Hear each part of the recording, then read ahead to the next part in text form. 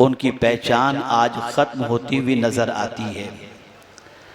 मुसलमानों का ताल्लुक़ इस्लाम से, मुसलमानों का ताल्लुक़ पैगंबर इस्लाम सल्लल्लाहु अलैहि वसल्लम से, मुसलमानों का ताल्लुक़ कुरान से और मुसलमानों का ताल्लुक़ साहिब कुरान और सहाबाए किराम और अहले बैत से दिन ब दिन कमज़ोर होता जा रहा है।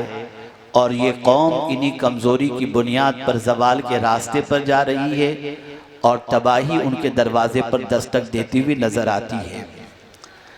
आप देखें, पैगंबर रहमत सल्लल्लाहु ताला अलैहि वसल्लम ने जो इनकलाब पैदा फरमाया, वो रसूल आज़म सल्लल्लाहु अलैहि वसल्लम की खुसूसियत में से एक खुसूसियत ये थी कि रसूल आज़म सल्लल्लाहु अलैहि वसल्लम ने जिन इंसानों की ज़िंदगी के अंदर अदब नाम की कोई चीज़ न थी, उन्हें ऐसा मुअद्दब बना दिया कि उनके अदब को देखने के बाद दुनिया ये महसूस करने पर मजबूर हुई कि यकीनन ज़िंदगी गुजारने का सलीक़ा सीखना हो तो इन्हीं लोगों से सीखा जा सकता है। आक़ाए करीम सल्लल्लाहु ताला अलैहि वसल्लम खुद अपने हवाले से इरशाद फरमाते हैं, अद्दबनी रब्बी फ़अहसन तादीबी, मेरे रब ने मुझे अदब सिखाया और क्या ही अच्छा अदब सिखाया। अदब इतनी अजीम चीज़ है कि मेरे प्यारे आका सल्लल्लाहु अलैहि वसल्लम के प्यारे दीवानों सैयदना फारूक आज़म रदियल्लाहु मौला तबारक व तआला अन्हु इरशाद फरमाते हैं, तअद्दबू सुम्मा तअल्लमू सुम्मा तफ़क़हू। और इसी के साथ साथ हज़रत अब्दुल्ला इब्न मुबारक रदियल्लाहु तआला अन्हु जब अदब के हवाले से फरमाते हैं तो इरशाद फरमाते हैं कि अगर किसी के पास पहाड़ जितना या आसमानो ज़मीन जितना इल्म भी मौजूद हो और अगर मुझे पता चल जाए कि यह आदाब नफ्स से नाबलद है तो मैं उसकी मुलाकात न होने पर कभी अफसोस नहीं करूँगा। अदब बहुत अहम चीज़ है। आक़ाए करीम सल्लल्लाहु अलैहि वसल्लम ने हमारे दीन की तारीफ़ करते हुए इरशाद फरमाया, अद्दीनु कुल्लुहु अदब, दीन कंप्लीट रिस्पेक्ट का नाम है, दीन कंप्लीट अदब का नाम है। मगरिबी दुनिया के प्रोपेगेंडे की बुनियाद पर और इलेक्ट्रॉनिक और प्रिंट और सोशल मीडिया की बुनियाद पर आज हमारी ज़िंदगी से अदब रुखसत हो गया है। बाप, माँ, बेटा, बेटी, भाई, बहन सब बैठ करके टीवी सीरियल के अंदर नंगे डांस भी देख रहे हैं और पिक्चर भी देखते हुए नजर आते हैं। और आज के ज़माने के अंदर अगर देखा जाए तो सिचुएशन इतनी बदतर होती चली गई कि बाप अपने बेटे को दोस्त कह करके पुकारता है और माँ अपनी बेटी को सहेली बना करके घूमती हुई नजर आती है। हम देख रहे हैं कि अदब रुखसत हो रहा है। और सिर्फ यही नहीं कि बड़ों का अदब छूट गया, सिर्फ यही नहीं कि इंसान बड़ों का एहतराम छोड़ चुका, बल्कि अगर हम देखें तो न अब मस्जिद का अदब है, न शायरुल्लाह का अदब है, न कुरान का अदब है और न सहाबा का अदब है, न अहले बैत का अदब है। अदब का दामन हाथों से रुखसत हुआ, ये कौम तबाही और बर्बादी के दहाने पर पहुंच गई। याद रखें मेरे प्यारे आका सल्लल्लाहु ताला अलैहि वसल्लम के प्यारे दीवानों, अगर कुरान मुक़द्दस का मुताला करें तो आप महसूस कर सकेंगे कि अल्लाह की किताब में अंबिया किराम अलैहिमुस्सलातु व तस्लीम के जिस कमाल को पेश किया गया है उनमें अदब का बहुत ज्यादा नुमायां तौर पर पहलू आपको नजर आएगा। आइए मैं आपको बताऊं, सबसे पहले हजरत अय्यूब अलैहिस्सलातु व तस्लीम की हयात तैयबा के उस गोशे की तरफ तवज्जो फरमाएं जिनकी जिंदगी आलाम व मसाइब से घिरी हुई थी, इम्तिहान की वादियों से गुजर रहे हैं, तकालीफ की वादियों से गुजर रहे हैं। अल्लाह ने इम्तिहान भी लिया तो कितना सख्त कि माल भी खत्म, औलाद भी खत्म, मकानात भी खत्म, मवेशी भी खत्म, सब कुछ खत्म होने के बाद जब हजरत अय्यूब अलैहिस्सलातु व तस्लीम अपनी शरीक हयात के साथ जंगलों बयाबान में तशरीफ ले जाते हैं और उसके बाद उनकी शरीक हयात बावफा थी, उनकी शरीक हयात मुनीसो गमखार थी, उनकी शरीक हयात ऐसी थी कि तकलीफ में शौहर को देखकर शौहर का साथ छोड़ने वाली नहीं थी, बल्कि तकलीफ के अंदर मदावा और मरहम बनकर अपने शौहर के साथ जिंदगी की सातों को गुजारने वाली थी।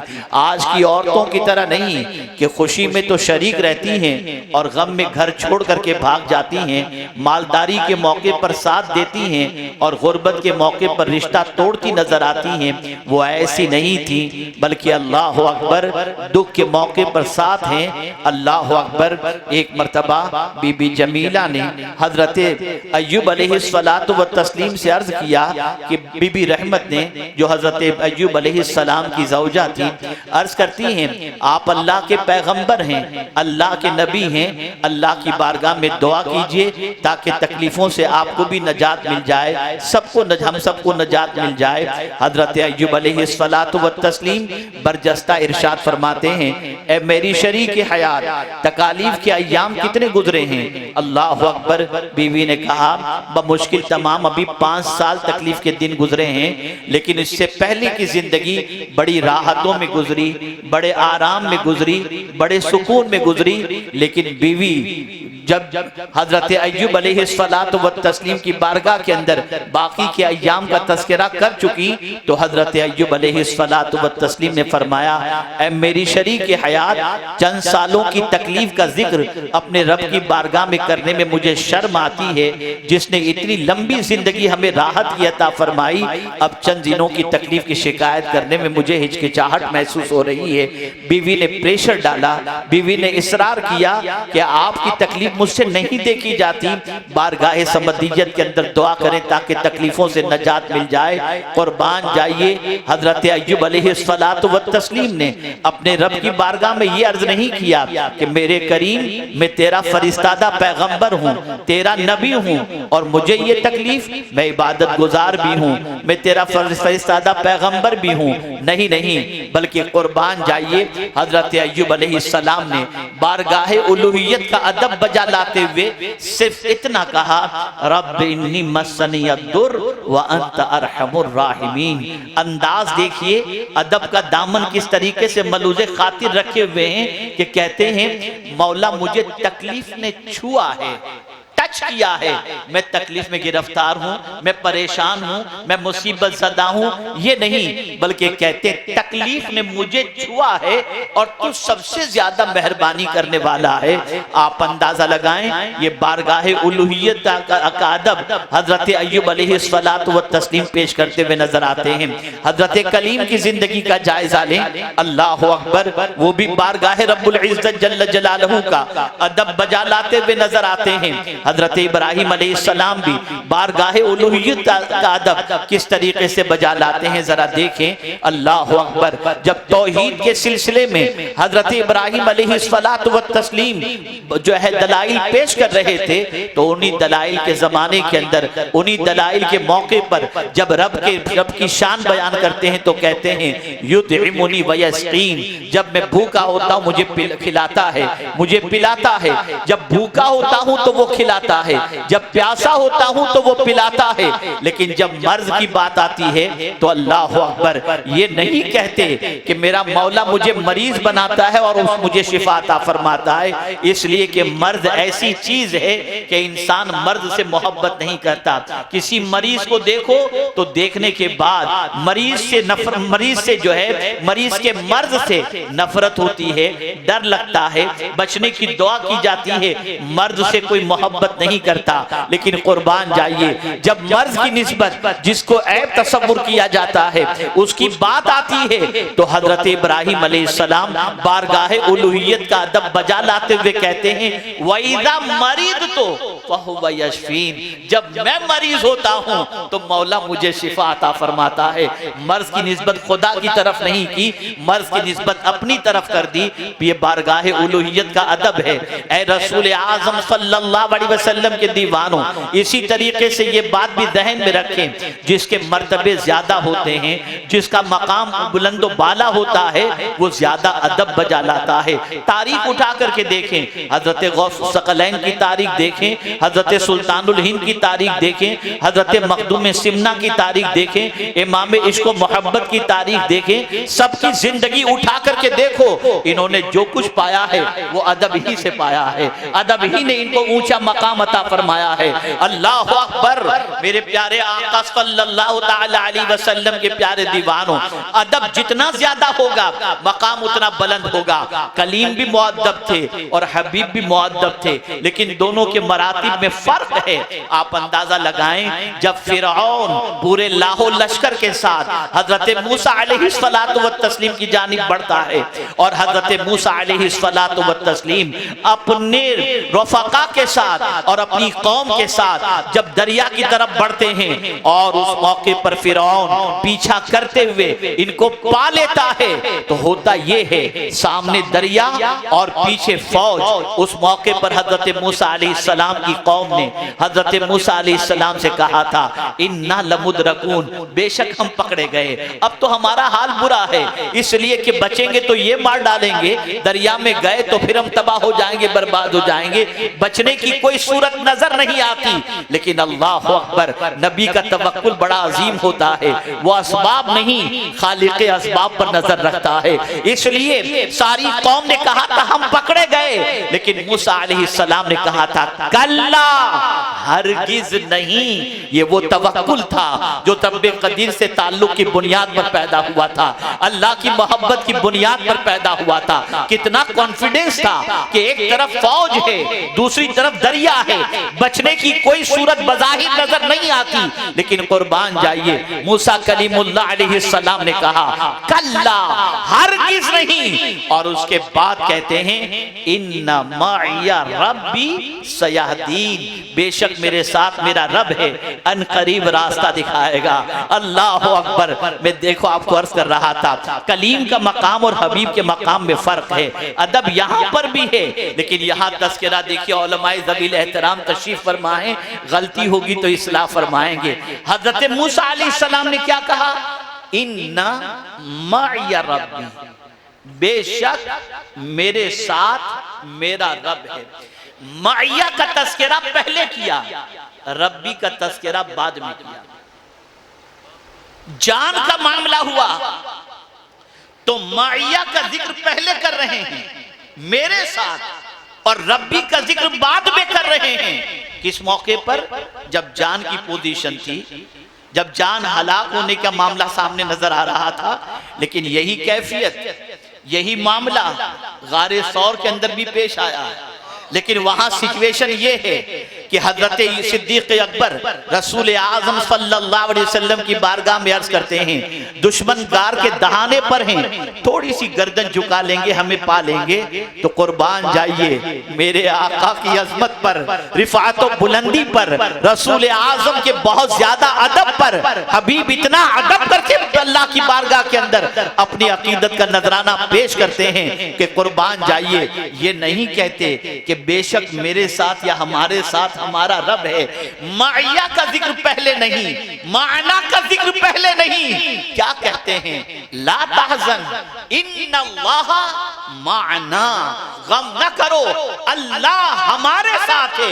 अपना जिक्र पहले नहीं, पहले अपने रब का जिक्र करते हैं। इस तरह से बारगाहे उलूहियत का अदब जब ये बजा लाते हैं, तो तराजिम जब कुरान मुकद्दस के हम उठा करके देखते हैं तो आंख दंग रह जाती है। बारगाहे रसूल सल्लल्लाहु अलैहि वसल्लम से दरियुज़ा गिरी करने के बाद अदब की खैरात पाने वाला हमारा इमाम इश्क व मोहब्बत भी जब बिस्मिल्लाहिर्रहमानिर्रहीम का तर्जमा करता है तो आंख दंग रह जाती है। मैं का जिक्र पहले नहीं, अल्लाह के नाम से शुरू करता हूँ, ये कहकर बता दिया अदब मिला है, मुस्तफा प्यारे आपकी बारगाह से मिला है। पहले मैं नहीं हूँ, पहले अल्लाह है। सुभान अल्लाह सुभान अल्लाह। रसूल आज़म सल्लल्लाहु अलैहि वसल्लम के दीवानों, अदब से सब कुछ मिलता है। हमारे दीन ने अदब सिखाया, हमारे दीन ने अदब की तालीम दी। सिर्फ यही नहीं कि बड़ों का अदब करो, जमीन का भी अदब बताया गया, पानी का भी अदब बताया गया,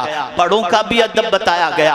आइए मैं आपको समझाता हुआ चलूं, जमीन का अदब क्या बताया गया, वला तमशी फिल अर्दी मरहा, जमीन पर अकड़ के मत चलो। अल्लाह अकबर। कुरान का अदब क्या बताया गया, ला यमस्सुहु इल्लल मुत्तहरून, इसको बगैर वुजू के छुओ नहीं, नापाकी में छुओ नहीं, ये कुरान का अदब। अल्लाह अकबर। पानी का अदब भी बताया गया, क्या अदब बताया गया, आबे ज़मज़म मुअज़्ज़म है इसलिए खड़े होकर इसे पिया करो। अल्लाह अकबर। अदब बताया जा रहा है। और यहाँ एक बात खास तौर पर जहन में महफूज कर लें, नजर आने वाला हर इंसान सिमिलर नहीं होता, नजर आने वाली हर जमीन सिमिलर नहीं होती, नजर आने वाला हर पानी इक्वल नहीं होता। पानी नजर तो आता है कि ये पानी ही है, लेकिन पानी पानी में फर्क होता है, जमीन जमीन में फर्क होती है। अपने इलाके की जमीन पर अगर आपने मस्जिद बना ली तो आपको उतना सवाब नहीं मिलेगा जितना सिद्दीक अकबर ने जो जमीन खरीद के मस्जिद नबवी के लिए अता फरमाई।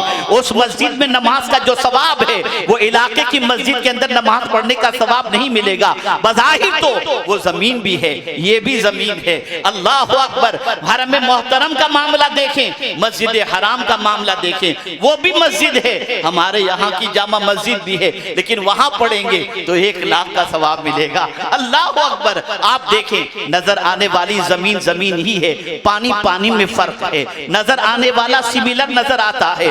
ऐसे ही इस चीज को याद रखें, ऐ रसूल आजम के दीवानों, अंबिया वो रसूल बज़ाहिर अपने एतबार से, उनके मकाम मर्तबे के एतबार से, नजर आने के एतबार से, अगर आप देखें नबुव्वत के एतबार से सब सिमिलर हैं, मरातिब के एतबार से सबके मरातिब अलग अलग हैं। कुरान ने उसको मेंशन किया, तिलकर रसूल फद्दलना बअदहुम अला बअद मिनहुम मन कल्लमल्लाहु व रफ़अ बअदहुम दरजात। अब मैं आपको समझाऊं ये क्या वजह है। नजर तो बज़ाहिर सिमिलर आ रहे हैं, 2 आंखें हैं, 2 हाथ हैं, 2 पैर हैं, दिल है, जबान है, लेकिन मरातिब अलग अलग क्यों? तो आप महसूस करेंगे हमारे यहाँ भी मुआशरे के अंदर, बल्कि एक ही घर में 4 बेटे होते हैं, एक कुंद जहन होता है, एक जहीन होता है, एक गबी होता है। या अल्लाह माजरा क्या है, एक ही बाप की इतनी औलाद लेकिन इतना फर्क कैसे? तो जवाब मिलेगा, ज़ालिका फ़ज़्लुल्लाहि युतीहि मन यशा, ये अल्लाह का फज़्ल है, जिसे चाहे जो अता फरमा दे।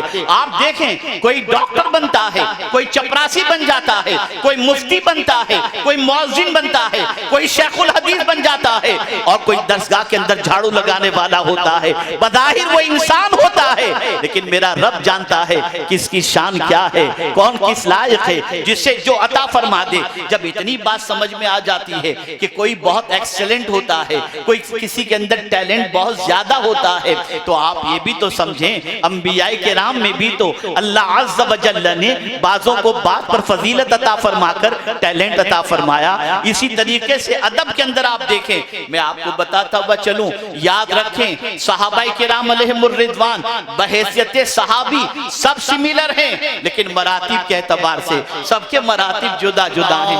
अशरे मुबश्शरा का मकाम जुदा है, खुलफाए राशिदीन का मकाम जुदा है, हिजरत से पहले जो है जिन्होंने इस्लाम कबूल किया उनका मकाम जुदा है, हिजरत के बाद जिन्होंने इस्लाम कबूल किया उनका मकाम जुदा है, और इसी तरीके से जंगे बद्र के शुरका का मकाम जुदा है। याद रखें, अल्लाह ने सबके मरातिब अलग अलग रखे हैं, सबकी कैटेगरी अलग अलग रखी है। और जिस तरह से मैंने इब्तिदा की अदब के हवाले से, याद रखें अदब से वो मकाम मिलता है जो इबादत से नहीं मिलता, इसको जहन में रखिएगा। इबादत तो बेअदबी से ज़ाय हो जाती है, लेकिन अदब की वजह से अल्लाह वो मकाम अता करता है जिसकी कोई इंतहा नहीं। कौन नहीं जानता, अल्लाह अकबर, हजरत रबिया इब्ने काब को सरकार ने जन्नत अता फरमा दी, अदब की बुनियाद पर अता फरमाई। और आप देखें जमाना गुजर चुका, आज भी सय्यदुल मुफस्सिरीन अगर कोई है तो हजरत अब्दुल्ला इब्ने अब्बास हैं। मैं पूछना चाहता हूँ, ए अब्दुल्ला इब्ने अब्बास ये मकाम कैसे नसीब हुआ? अदब मुस्तफ़ा की वजह से, अदब रसूल की वजह से, खिदमत रसूल की वजह से। अगर दरसगाह में बैठकर पूरी जिंदगी इल्म हासिल करते, हो सकता है कि दुआए रसूल से पहले वो मकाम न मिलता, लेकिन अदब बचा लाने के बाद पलक के झपकते हुजूर ने दुआ दे दी। कल भी वो सैयदुल मुफस्सिरीन थे और आज भी वो सैयदुल मुफस्सिरीन हैं। मेरे प्यारे आका सल्लल्लाहु अलैहि वसल्लम के प्यारे दीवान हो, अदब बहुत अजीम दौलत है, अदब बहुत अजीम सरमाया है। मेरी माएँ भी मौजूद हैं, मेरी बहनें भी मौजूद हैं, मेरे भाई हजरात भी मौजूद हैं। आकाए करीम सल्लल्लाहु अलैहि वसल्लम से किसी पूछने वाले ने पूछा था, या रसूल अल्लाह सल्लल्लाहु तआला अलैहि वसल्लम, माँ बाप की तरफ से औलाद के लिए सबसे बड़ा तोहफा कौन सा है? तो मेरे आका ने फरमाया था, अदब, अदब और अदब। अल्लाह अकबर। जिसने अपनी औलाद को अदब सिखा दिया, उसने अपनी औलाद को बहुत बड़ा तोहफा अता फरमा दिया। आप